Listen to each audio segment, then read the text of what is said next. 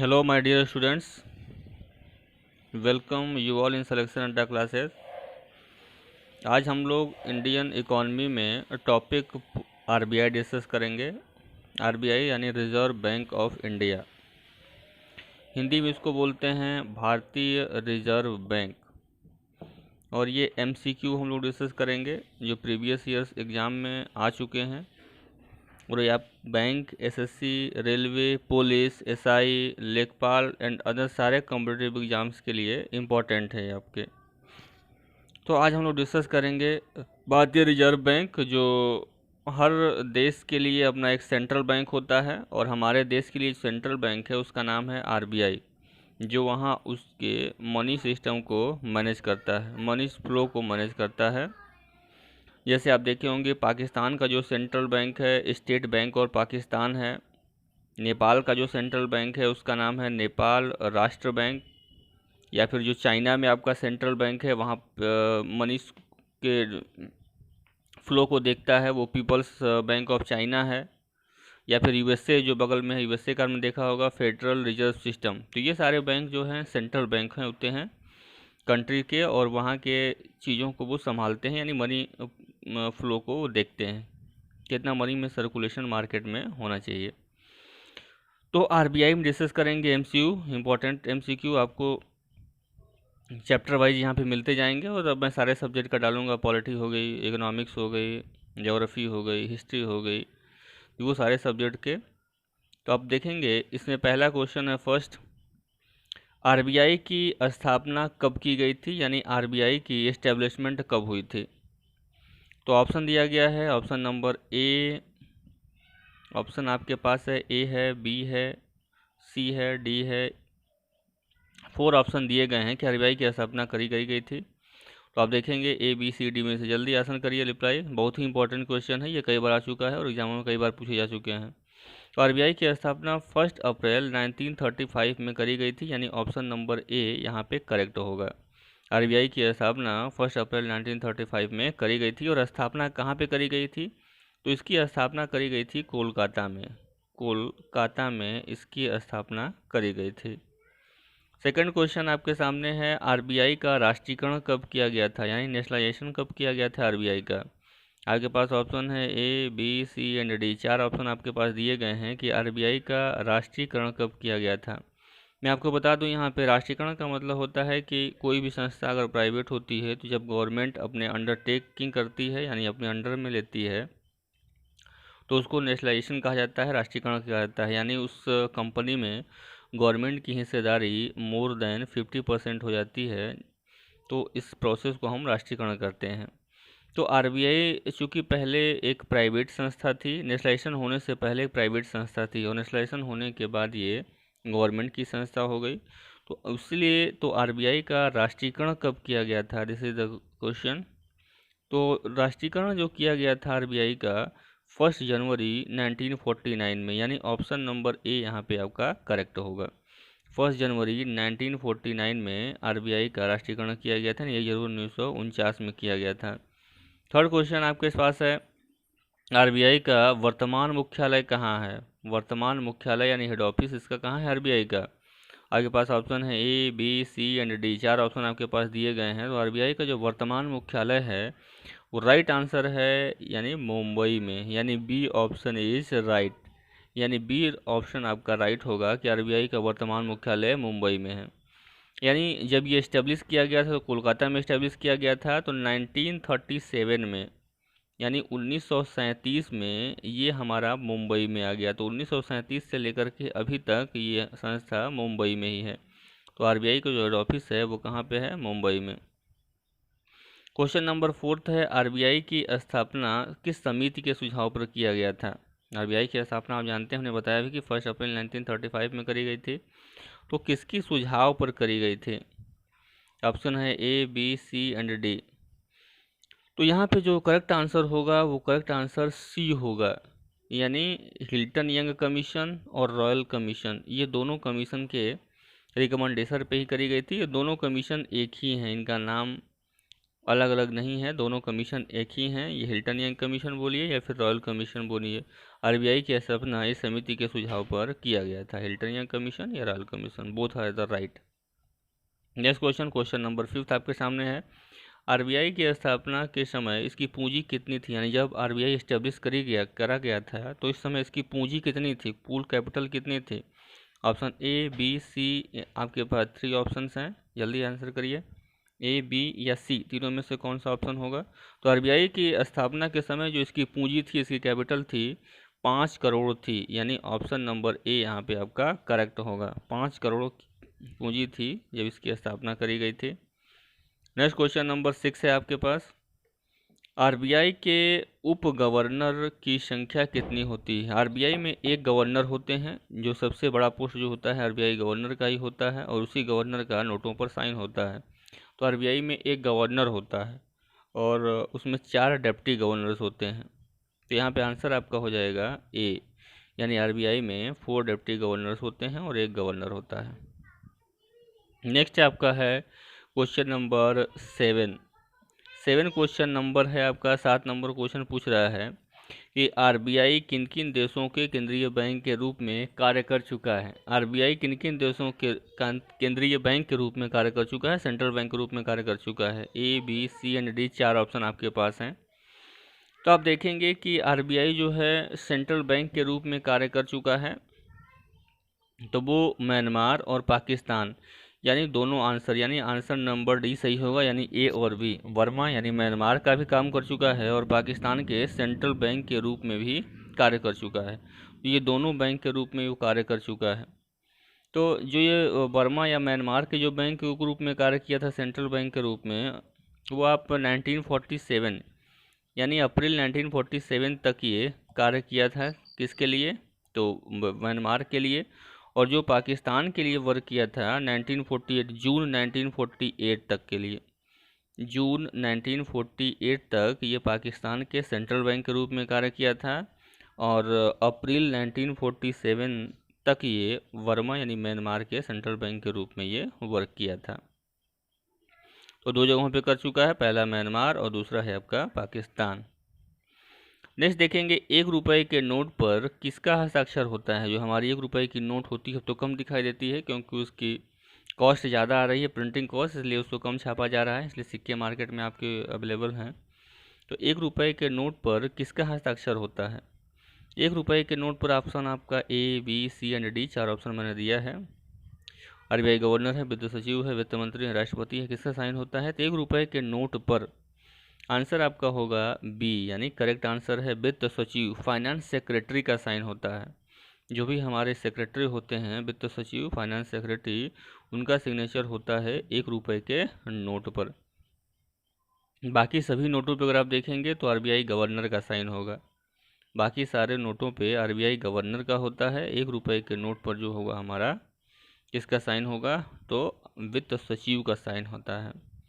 आप देखेंगे कि जो हमारे नोट्स हैं ये प्रिंट करती है आरबीआई, अगर 1 रुपए के नोट को छोड़ के बात करें तो।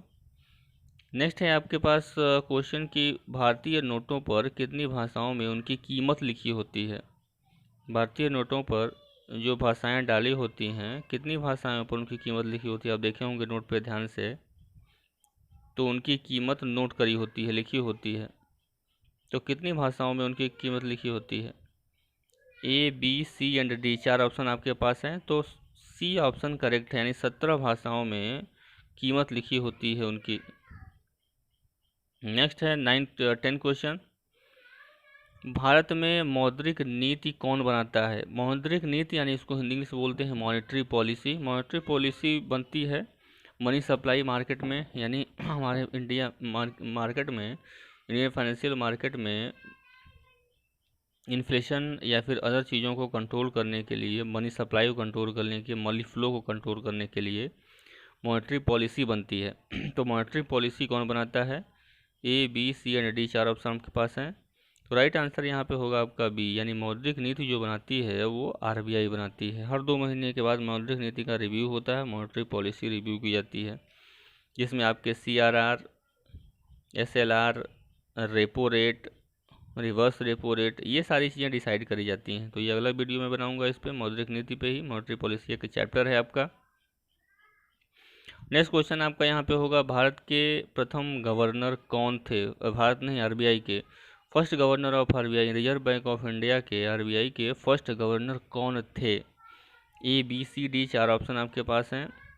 तो आप देखेंगे कि यहाँ पे जो फर्स्ट गवर्नर आपको होंगे वो आंसर ए है, यानी ऑसबर्न स्मिथ। ऑसबर्न स्मिथ जो है आरबीआई के फर्स्ट गवर्नर थे जब एस्टेब्लिश किया गया था। तो अभी इनका कार्यकाल क्या था? तो ये 1935 से 37 तक इनका कार्यकाल रहा, यानी 2 साल तक, 2 ईयर्स तक ये कार्यकाल किए थे। तो फर्स्ट गवर्नर थे ऑसबर्न स्मिथ।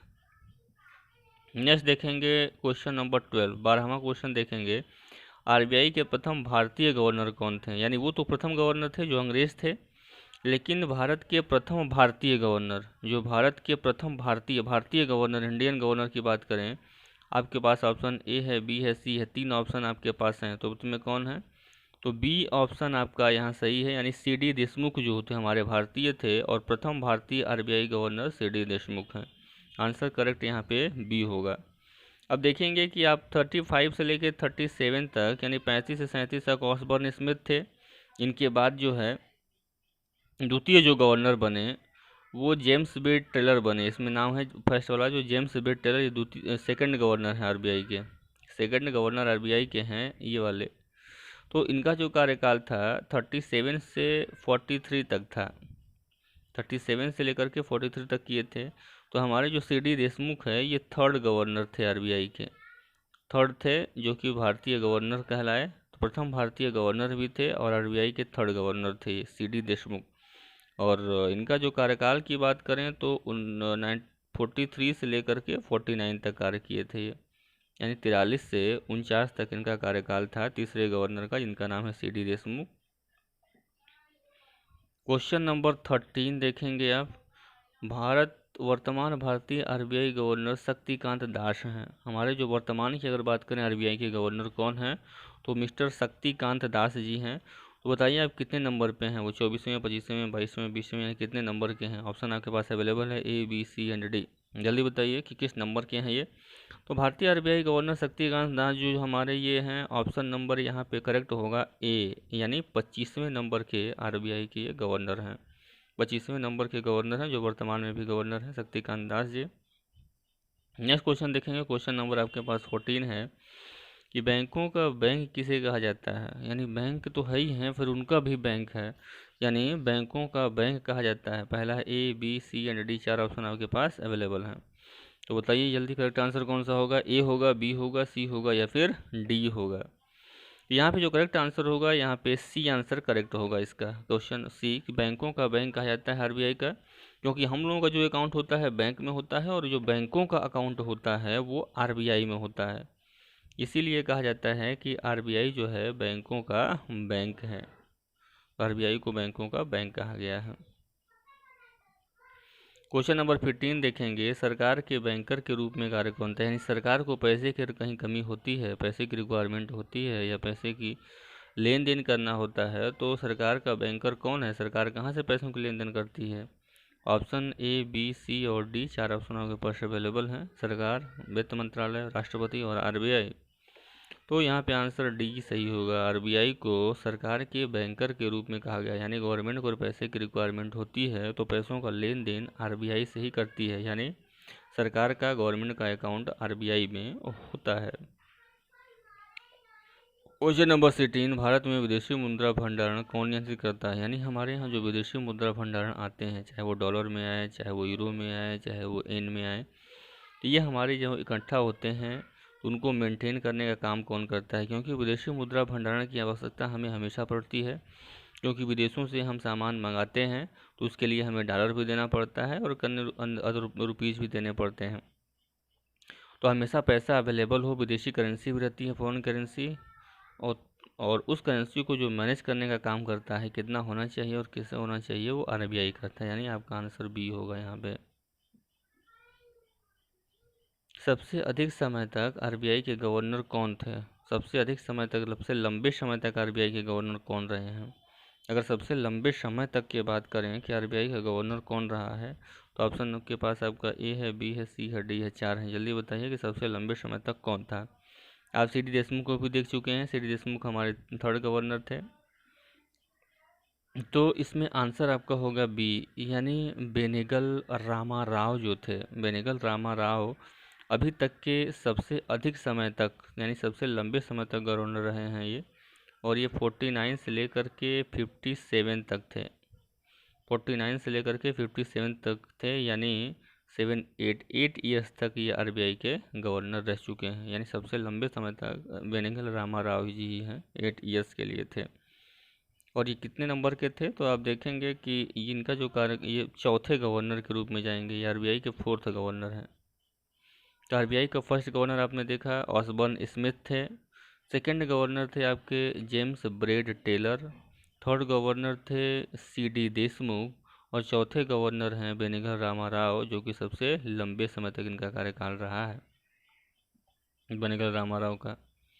तो उसके बाद 18 देखेंगे, अभी तक सबसे कम कार्यकाल वाले आरबीआई के गवर्नर, अभी तक सबसे कम समय तक आरबीआई के गवर्नर रहने वाले कौन हैं। ए है, बी है, सी है, डी है। 4 ऑप्शन आपके पास दिए हुए हैं, जल्दी बताइए कि कौन रहा है। तो वो जो रहे हैं मात्र 20 डेज तक ही थे वो, मात्र 20 तक इनका आरबीआई का कार्यकाल था। तो बताएंगे कि कौन से गवर्नर थे। तो मात्र 20 डेज थे, सबसे कम समय तक थे अमिताभ घोष, यानी ऑप्शन नंबर ए यहाँ पे करेक्ट है। अमिताभ घोष जी थे, जो कि 15 जनवरी 1985 से 4 फरवरी 1985 तक थे। 15 जनवरी से 4 फरवरी तक थे, 1985 में थे ये अमिताभ घोष, सबसे कम समय तक।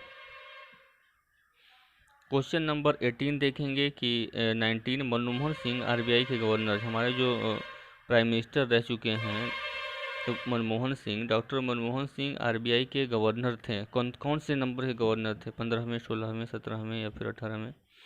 तो ऑप्शन आपके पास दिया हुआ है, 4 ऑप्शन, जल्दी बताइए। मनमोहन सिंह आरबीआई के गवर्नर थे, तो कितने नंबर के गवर्नर थे। तो मनमोहन सिंह थे 15वें नंबर के, यानी ऑप्शन नंबर ए यहाँ पे सही है। 15वें नंबर के आरबीआई के गवर्नर भी रह चुके हैं ये। और इनका जो कार्यकाल रहा है वो आप देखेंगे 82 से 85 तक का कार्यकाल रहा है, यानी 3 साल तक ये आरबीआई के गवर्नर रहे हैं। और समय रहा है 1982 से 1985 तक का। उसके बाद आप देखेंगे क्वेश्चन नंबर, लास्ट क्वेश्चन है, क्वेश्चन नंबर 20, और वेरी इंपॉर्टेंट क्वेश्चन है ये, कि आरबीआई की स्थापना किस कानून के तहत की गई है। क्योंकि किसी भी चीज़ की स्थापना की जाती है तो किसी न किसी एक्ट के तहत, कानून के तहत की जाती है। तो आरबीआई की स्थापना किस कानून के तहत की गई है। तो option A, B, C and D, 3 option दिए गए हैं। तो ऑप्शन नंबर यहाँ पे करेक्ट कौन सा होगा, आप देखेंगे कि आरबीआई एक्ट किस के अंतर्गत किया गया है। तो आरबीआई एक्ट 1934, यानी बी ऑप्शन आपका करेक्ट है यहाँ। आरबीआई एक्ट 1934 के अंतर्गत इसकी स्थापना 1935 में कर दी गई थी। और इसी एक्ट के अंतर्गत आरबीआई अपना वर्क करता है। और बैंकों का जो वर्क करता है या बैंकिंग को जो निगरानी करता है, वो बैंकिंग रेगुलेशन एक्ट 1949, यानी BRA, ब्रा 1949, बैंकिंग रेगुलेशन एक्ट 1949 में 49 से ये बैंकों को रेगुलेट करता है। तो ये आपके मोस्ट इम्पोर्टेंट क्वेश्चन है जो कि लास्ट ईयर्स में पूछे जा चुके हैं। तो आप रिवाइज कर लेंगे इसको, एक बार 2 बार सुनेंगे, टॉपिक याद हो जाएगा। वेरी इंपॉर्टेंट क्वेश्चन है। या फिर कोई आपको क्वेश्चन हो, डाउट हो, तो आप मैसेज बॉक्स में, कमेंट बॉक्स में दे सकते हैं। तो ये रेगुलर आप अपडेट्स पाने के लिए आप चैनल को सब्सक्राइब करें, शेयर करें, लाइक करें। आप डेली अपडेट्स पाएंगे और ऑब्जेक्टिव इंपॉर्टेंट क्वेश्चंस के आपको यहाँ पे मिलते रहेंगे। Okay, thank you and best of luck to all of.